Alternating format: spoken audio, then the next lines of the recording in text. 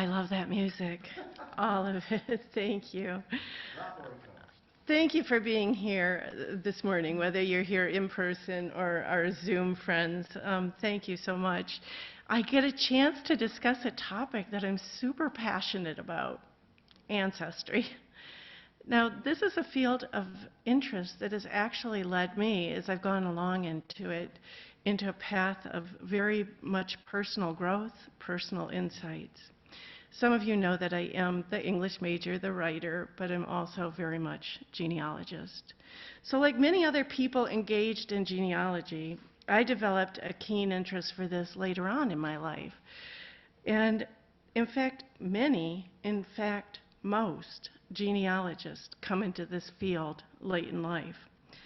You see, because that's when people start to regret some of the questions that they had not asked, maybe of parents or aunts, or uncles. They want to know, like, maybe more about the childhood of their parents. Did they get Christmas stockings? Where did their grandparents meet each other? And what were some of the lessons those relatives had to pass on to you? Lessons, good or bad? So in genealogical research, most people stake out a particular focus. Now, I'm aware of the great work that's being done in the specific fields of DNA relationships. Oh, those people are smart that are doing that. That would hurt. It's like Sudoku. Or medical relationships. But I'm a writer. I wanted to know the life stories. So remember that, if you will, for just a moment. I wanted to learn stories, their stories. I wanted to know about that 10-year-old who was stepping out of the ship. She was arriving at a new land. There's a new language, different customs, and barely a possession. I wanted to know about occupations, politics, diseases, and the religious beliefs of those ancestors. What caused them, some of them, to make life choices that were so radical and so dangerous? And also simple questions like, what did the farmhouse really look like? And how was it furnished? What were the tools they used in their trades or in their kitchens? So anyone who comes to research genealogy has their own reasons. Many genealogists want to assist people outside of their own families. Some of my genealogy clients came to me because they were looking for their birth parents. Some wanted to know if I could help locate a particular relative of theirs. There are clearly so many paths now on the internet to gather this information. Our trees begin with mapping birth certificates, death certificates, marriage certificates, census records, news articles, finding information that was collected by the family, and collaborating with other people who are working on mutual people on sites like WikiTree, Family Search, or Ancestry. There's also a cool site called Find a Grave that helps you discover your ancestor's tombstone and, very importantly, who they're buried next to. So I asked you to remember that my focus in genealogy are the stories. The way that I interpret my method is technically called narrative nonfiction. Kind of dry, huh? I wanted to write about the lives of these people as story. I wanted to preserve the stories that I found, stories that I was hearing. I wanted to save letters, poems that I found, and photographs. So what narrative nonfiction does is it mixes the human content with those dates. So basically you unscramble lists of dates and form that into story. They say that stories are the connective tissue because at the heart of stories is our very own human element. Some might even say these stories are like parables or prayers.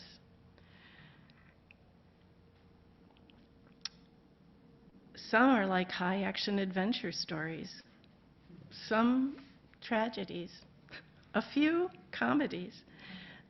This morning we're going to look at the history and our feelings for all that history that predates us. All the particular circumstances throughout all those multiple eras in all those lands that brought us to who we are in this time.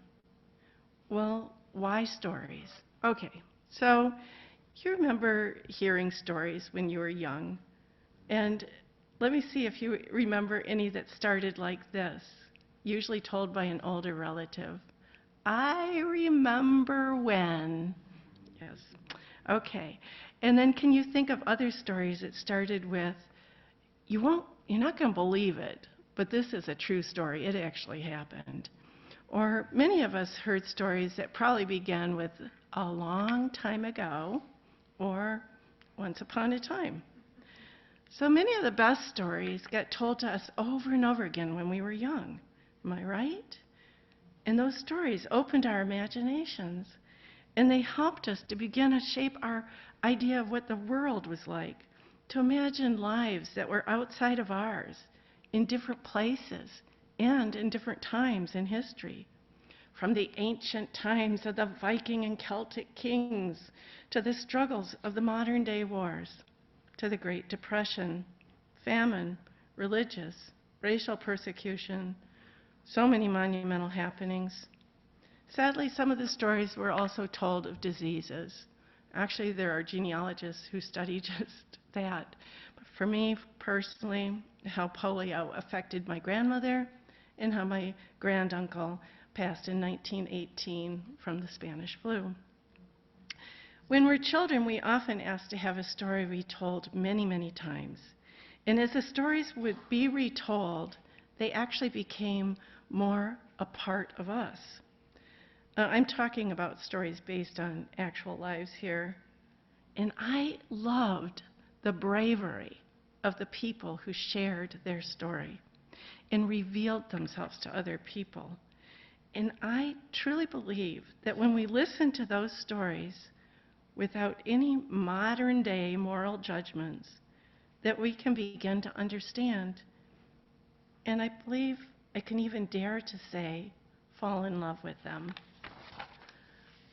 That's because when we hear these stories about the past ancestors, you see yourself drawn into a bigger and a wider world in which you had a place.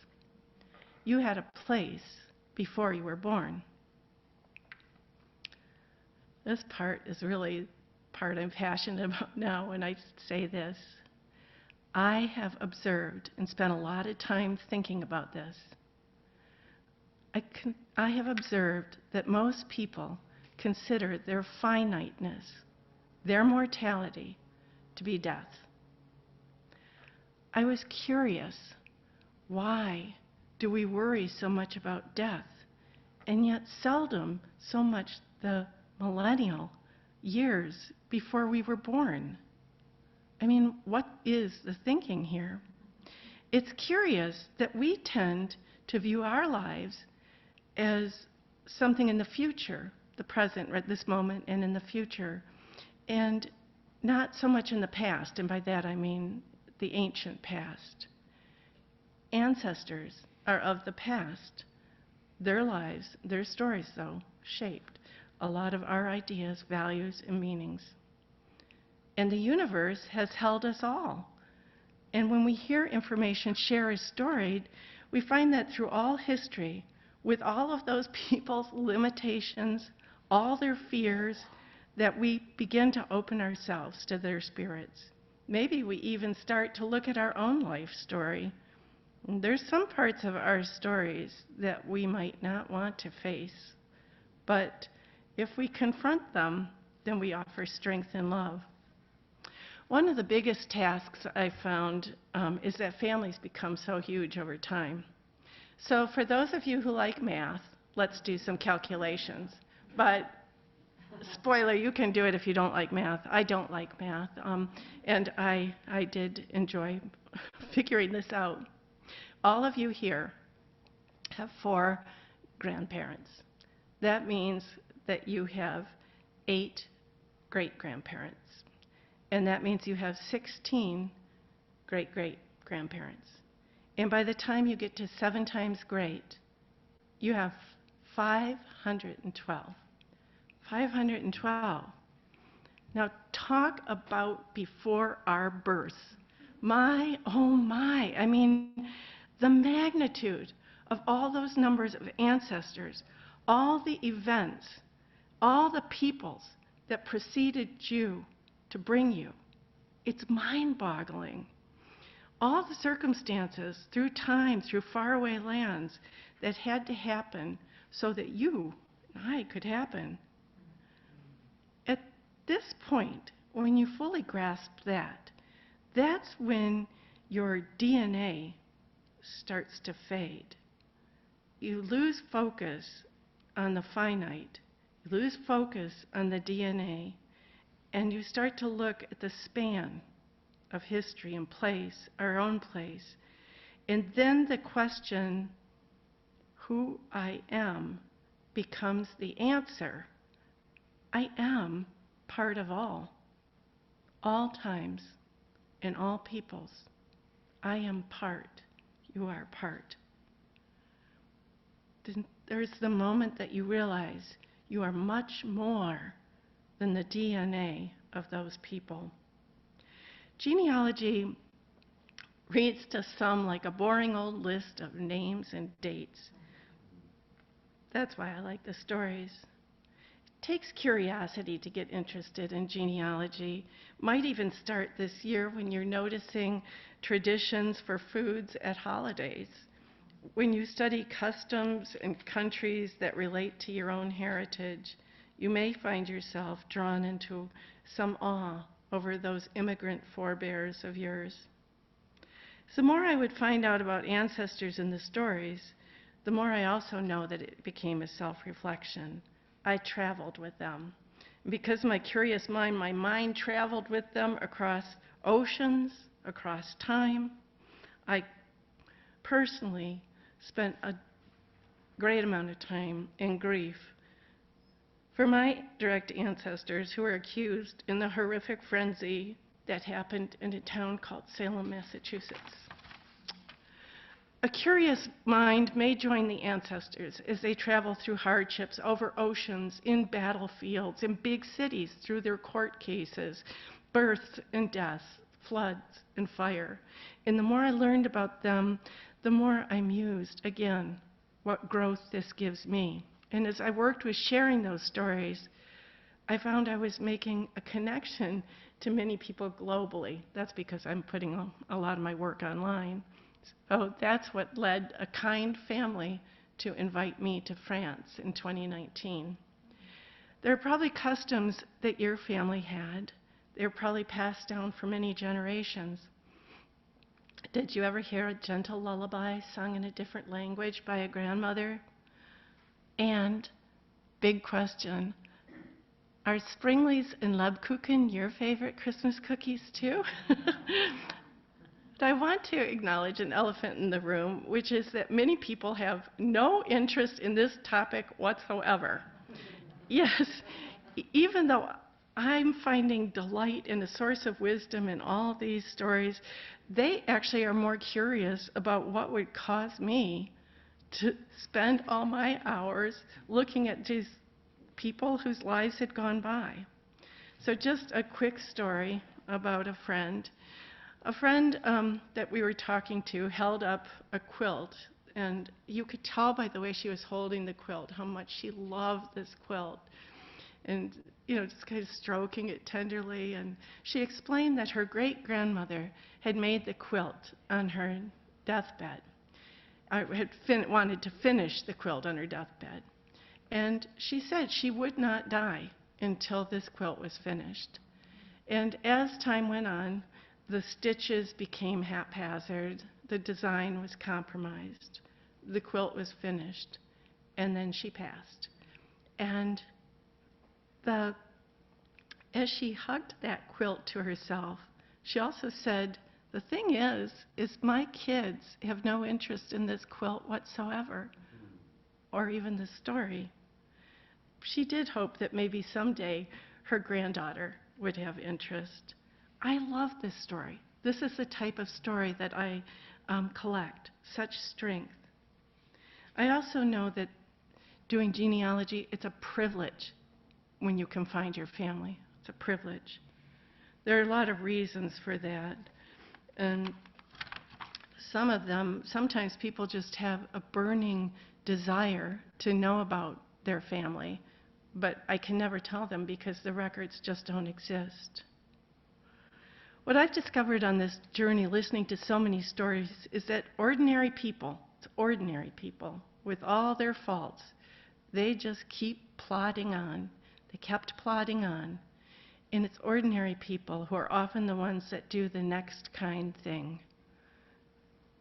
These ordinary lives can very much transform us. I would hear people come up to me and tell me, oh, my ancestor was a king. And I just think that's awesome that you had a king for an ancestor, but no, I'm not going to do your genealogy because so much knowledge exists in that. Because what if you're a descendant of a person who's farming the land, sailing the seas, a person who's in jail, occupied as a laundress, a pioneer? What if there's no record? What if the record's dark? What if it was a record of a brutal life? What if your ancestor was far from good? And what then? I began to offer my services as time permitted to do research for other families. And when I did that, do you know what happens? If I ever do research for you, then I claim myself as part of your family too. And when you hear the stories and you spend hours finding out about the lives of others, you might have an experience like mine. It seems so simple, but that experience was finally coming to the conclusion, I am the only me. It sounds so simple, right? It gave me such a sense of self-worth, but not self-importance. It's just that at that moment, I could shed every comparison that I ever made to any other person about how they might be better than me. Just embrace me. We're all our own me's. What does it mean to be a genealogist collecting stories? What does it mean to take the time to listen to stories? It means that we're a community. It means living alongside the living, the ancestors, and those who are still to be born. The more we share our stories, the more we're going to feel like we belong. The more we can shed those moral judgments and just join in love and peace.